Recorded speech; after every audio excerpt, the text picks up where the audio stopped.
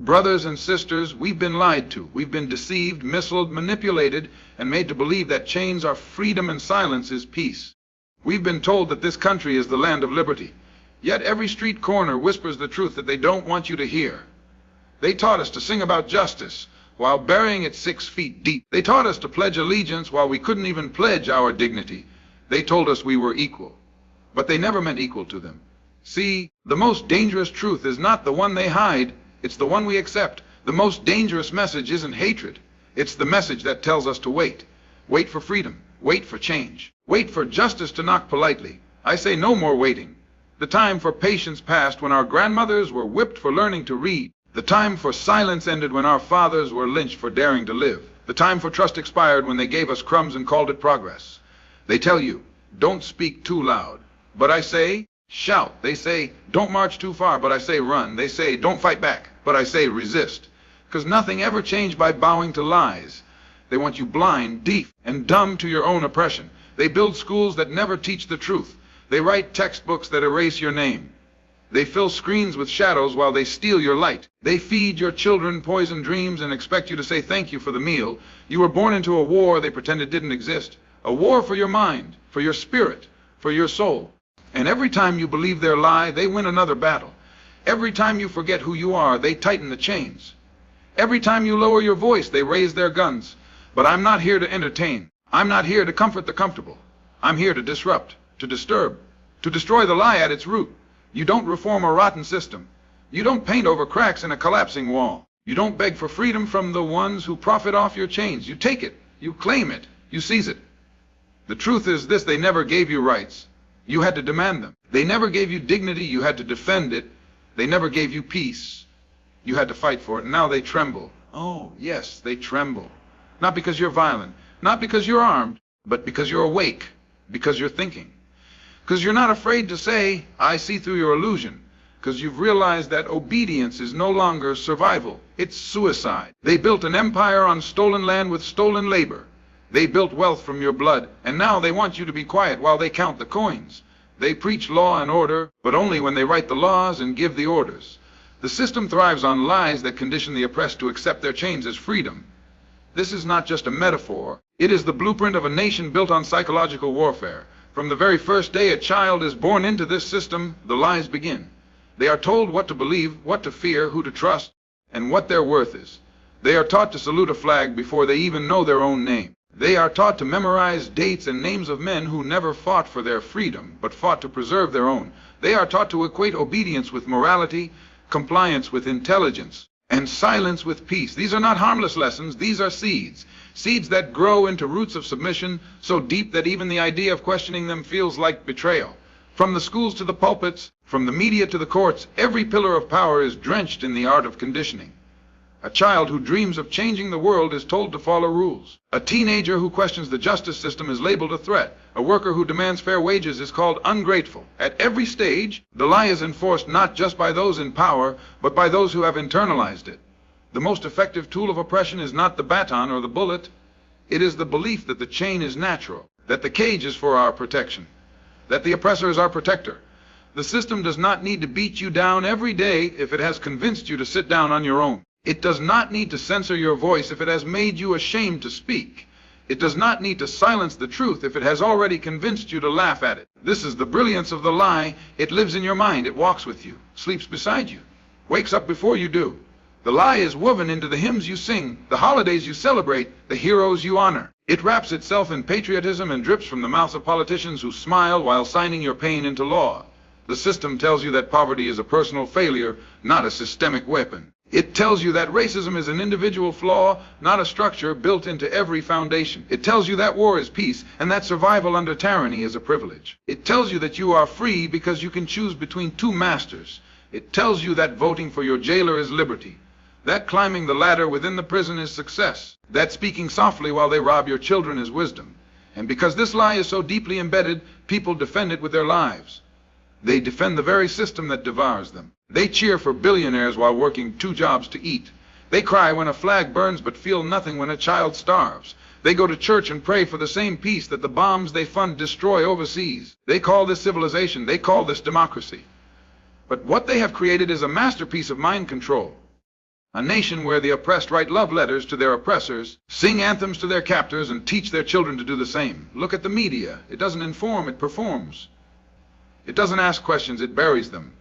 The talking heads don't challenge power, they babysit it. Every story is a distraction, every headline a sedative. And when someone dares to speak the real truth, they are demonized, mocked, exiled, or worse. Because the system knows, it knows the danger of a mind that awakens. It knows that once the lie is seen, it cannot be unseen. It knows that when the oppressed recognize the falsehood they were sold, they stop asking and start demanding. They stop kneeling and start rising. Education, too, is not about enlightenment. It is about containment. It is about producing citizens who know just enough to follow orders, but not enough to question them. History books are not books. They are fairy tales written by victors who wiped out the truth with blood. The real stories are buried in unmarked graves, in whispered songs, in forgotten names. And every time you repeat the version you were taught, you breathe life into the lie again. Even language itself has been weaponized. They redefine words to suit power. Peace means obedience. Unity means silence. Reform means delay. Freedom means permission. And terrorism means anything that threatens their control. They shape your perception before you even form it. They tell you what is real and what is fake, what matters and what doesn't. And in that fog, you are expected to find clarity, but only if it fits within the bounds of the lie. The system doesn't need to imprison every body as long as it has imprisoned every mind. It doesn't need to burn books if it has made people afraid to read them. It doesn't need to outlaw resistance if it has made you believe that resistance is immoral. So it tells you be good, be polite, be peaceful, be patient. But only if your peace doesn't disturb theirs. Only if your patience doesn't delay their profit. Only if your goodness doesn't challenge their authority. The lie is not just outside, it is inside. And until it is rooted out, until it is recognized and rejected, the system will continue to thrive. Because it does not need your love, it only needs your belief. And as long as you believe that you are free while you are bound, the lie lives on waiting for justice is a trap designed to maintain control and delay true liberation. The call to be patient is not a call rooted in respect. It is a weapon dressed in politeness. It is the voice of power disguised as wisdom. Every time the oppressed are told to wait, to calm down, to let the system work, what they are being told is to surrender, to sit still while their rights are debated, to swallow injustice so others can remain comfortable. Patience has become a leash carefully wrapped around the necks of those demanding change. It is not neutral. It is not noble. It is control. They say justice takes time, but they only say that when it's justice for the oppressed. When it's time to protect the interests of the powerful, the system moves fast. Swift action for war. Immediate decisions for corporate bailouts. Instant force for protesters. But when it's your child shot in the street, your family evicted without warning, your rights stripped in silence, suddenly the process becomes slow, cautious, complex. They delay justice the way a thief delays returning stolen goods, hoping you'll give up, forget, or die before the truth is acknowledged. And while they stall, they speak in circles. They hold meetings, form committees, issue reports. They talk about progress while standing still. They offer empty promises that change nothing except the headlines. They create the illusion of movement so that the people won't realize they're being held in place. Justice delayed is not just justice denied. It is justice redesigned to serve power. It is a performance meant to exhaust, to wear down the spirit, to make outrage feel like futility. This system has mastered the art of pretending to listen. It nods, it sympathizes, it apologizes, but it never truly acts unless it's forced to. And so every plea for patience becomes a tool of oppression, a way to break momentum, a strategy to buy time, not to build solutions, but to silence the urgency of the people. Waiting is not passive, it is corrosive. It eats away at hope. It convinces the oppressed that maybe things aren't as bad as they seem. Maybe progress is happening, just slower than expected. Maybe if they're just a little more respectful, a little more quiet, a little more cooperative, the system will finally work for them. But that day never comes. Because the system is not broken, it is working exactly as it was designed to. When you are told to wait for justice, you are being told to accept injustice as your present. You are being asked to sacrifice your dignity today for a promise that may never come tomorrow. You are being told that your pain must take a number, stand in line, and be polite while bleeding. You are being told that your suffering is negotiable, that your freedom is conditional, that your humanity is a matter of convenience. The system fears urgency. It fears the spark that says, no more. It fears the moment when people stop asking and start demanding. Because urgency is contagious, it spreads, it awakens. And the moment the people realize that justice cannot be scheduled, cannot be delayed without being denied, the illusion collapses. That's why those in power fear the impatient. They fear the ones who refuse to wait their turn, who refuse to bow to bureaucratic delays and moral compromise. Because those people cannot be controlled, they will call you radical for refusing to wait. They will call you dangerous, unreasonable, extreme. They will say you are moving too fast, asking for too much, pushing too hard. But they never said that when they took the land. They never said that when they built wealth on the backs of the enslaved. They never said that when they silenced truth with violence. Speed has always served them. It is only when the oppressed move with urgency that suddenly the pace becomes a problem. They want you to believe that time itself is sacred, that change must be slow. But history doesn't change slowly, it changes in bursts, in eruptions, in revolutions. No oppressor has ever given up power gradually. Power is not surrendered, it is taken. And the longer you wait, the more power they gain. The more time they have to rewrite the narrative, to repaint their image, to repurpose your pain into another round of promises. They will always tell you to wait, because waiting keeps them safe. This trap is not just enforced from the top. It is echoed by the voices around you. Voices in your community, your workplace, your family. Good people who have swallowed the lie. Who have been trained to believe that politeness is progress. That diplomacy is strength. That timing is more important than truth. They will tell you to be strategic. To avoid upsetting the wrong people. To play the long game.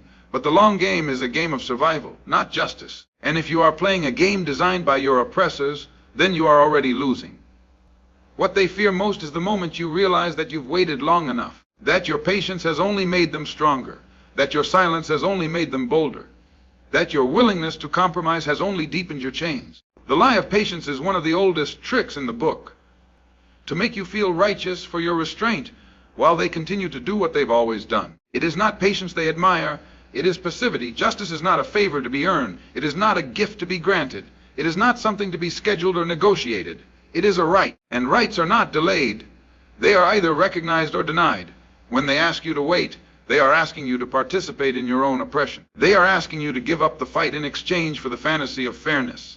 They are asking you to trust a process that was never built for you. Truth is feared more than violence because it awakens clarity, resistance, and unity.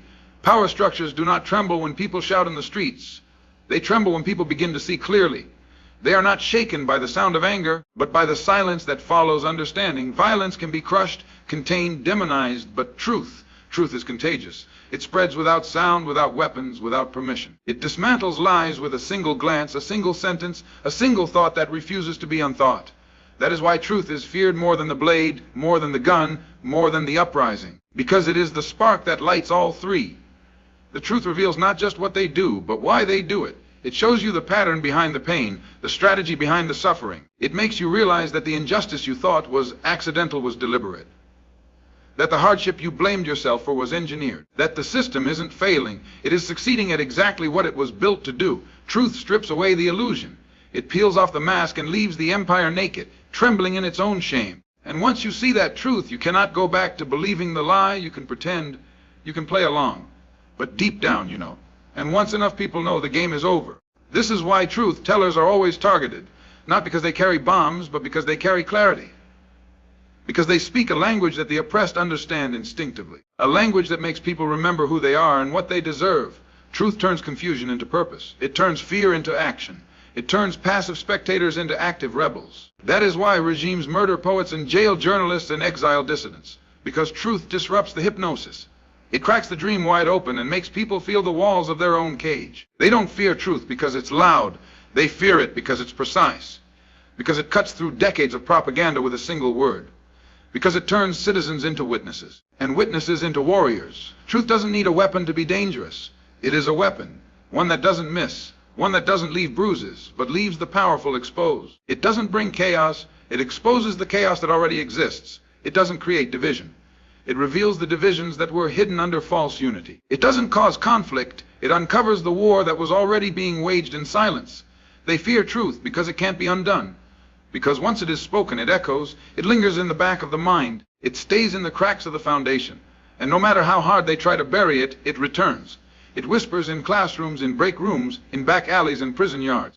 It finds a way to live even when its messengers are silenced. And the more they try to erase it, the more obvious their fear becomes. The more aggressive their denial, the more visible their guilt. They tell you that truth is dangerous because they know it frees you. They say it will divide communities, create chaos, spark rebellion. But what they're really saying is that it threatens the balance of power, that it threatens their control, that it threatens the illusion they've built to keep you docile, distracted, divided. The truth doesn't destroy communities. It reveals who has been destroying them all along. It doesn't incite rebellion. It shows why rebellion was inevitable. It doesn't plant hatred. It reveals who has been cultivating it in silence while preaching peace. When truth is spoken, the powerless remember their power. The silenced find their voice. The scattered begin to gather. Truth is magnetic to the oppressed. It draws them together, not by race or class or creed, but by shared clarity. And in that clarity, resistance becomes organized. It becomes intentional. It becomes unstoppable. That is the real fear of those in power, not your anger, not your protests, but your understanding. Because an angry crowd can be calmed or crushed, but an awakened people cannot be governed in the same way. They cannot be tricked into gratitude for their chains. They cannot be bought with symbols while substance is stolen. They cannot be bribed with promises when they know the game is rigged. This is why every truth teller is painted as a threat. Not because they lie, but because they refuse to. Because they speak plainly. Because they name names. Because they don't care about being respectable. They care about being real. They don't aim to comfort the comfortable. They aim to confront them. And in a world where comfort is currency, confrontation becomes criminal. But those who speak truth are not criminals, they are mirrors. And power does not like its own reflection, especially when it is stripped of illusion and bathed in the blood of its victims. Truth has no friends in high places. It lives with the people. It walks with the broken, the beaten, the betrayed. It speaks in the voice of the forgotten. It is carried by those who have nothing left to lose and everything left to say. And when it finally reaches critical mass, when it can no longer be ignored or mocked or minimized, it doesn't ask permission. It takes back what was stolen. It does not knock, it kicks the door off its hinges. It does not whisper, it roars. Not with hatred, but with memory, with clarity, with purpose. That is why they fear truth, not because it destroys peace, but because it destroys the lie of peace. Not because it creates division, but because it reveals the false unity built on suppression. Not because it is violent, but because it makes the violence they committed visible. Truth is feared because it is the beginning of the end for them. Because once you see it, you can never unsee it. Once you hear it, you can never unhear it. Once you know it, you cannot unknow it. And once enough of us know it together, there is nothing they can do to stop what comes next. Freedom isn't granted by the oppressor. It must be seized with unwavering conviction. No system built on domination has ever voluntarily handed over power to those it oppresses. It doesn't matter how politely you ask, how patiently you wait, how peacefully you protest. The hands that built the cage will never unlock it out of mercy. Power does not let go of what it has taken unless it is forced to. The language of liberation has never been soft. It has always been carved out of fire from people who refuse to bow, who refuse to beg, who refuse to live one more day under someone else's rule. Freedom is not something that trickles down from the top. It is something that rises up from the roots. The oppressed have been taught to believe that freedom is a reward for good behavior. That if you follow the rules, if you play the game, if you don't disrupt the peace, you might earn a place at the table. But the table was never built for you. It was built on you. And the rules were written to keep you out. Every inch of progress that the oppressed have gained was not gifted. It was taken. Through struggle, through sacrifice, through defiance. Every right you now take for granted came at the cost of someone refusing to accept their chains.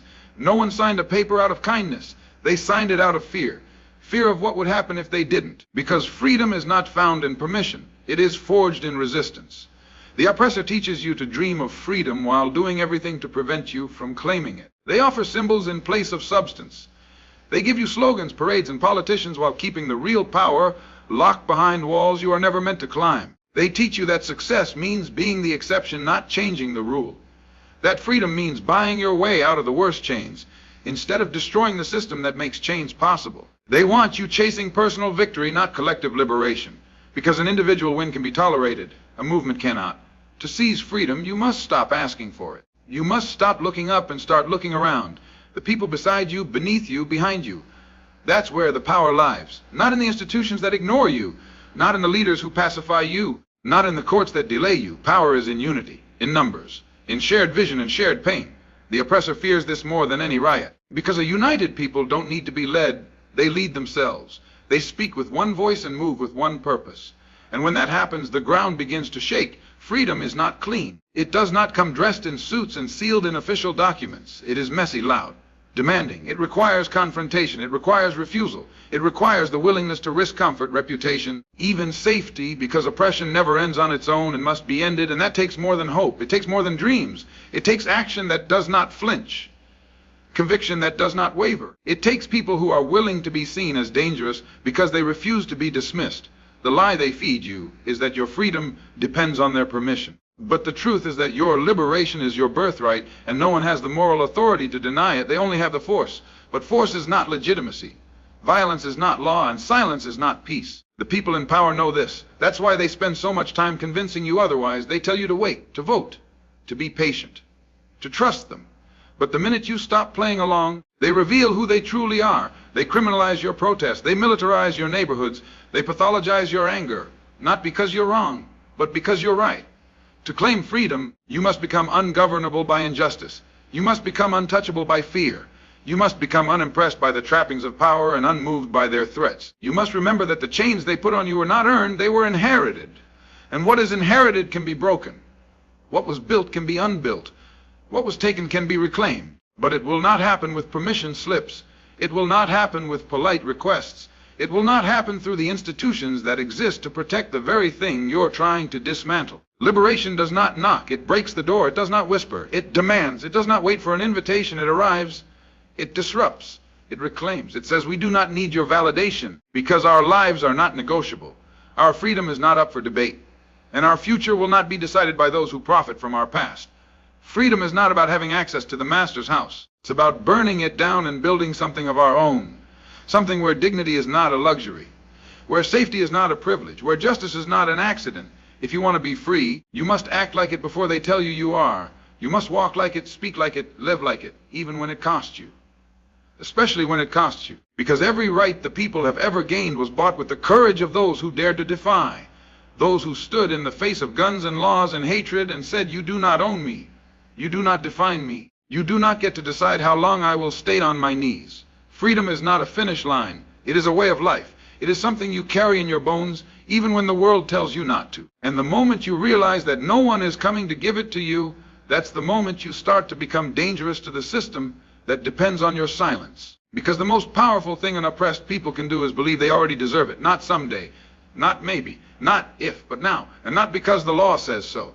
Because their humanity demands it. Because history demands it. Because their children demand it. And because the time to seize it is not tomorrow, it never was.